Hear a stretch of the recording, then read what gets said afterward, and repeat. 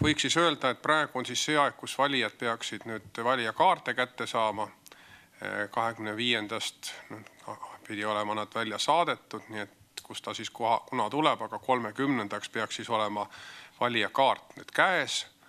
See võib tulla siis kahes vormis, kas paberkandjal või kui inimene on korra endale tellinud juba elektroonilise valijakaardi, see võib olla siis ka eelmisteks valimisteks juba, uuesti ei pea tellima, siis enam paberkandjal seda valijakaardi koju ei tule. Nii et kellel siis oma mailboxi pole aega olnud vaadata, siis vaadake oma aadressid üle, kuhu te suunasite Eesti aadressi, nii et seal peaks siis olema valimisreklaam teil ka või valimiskaart.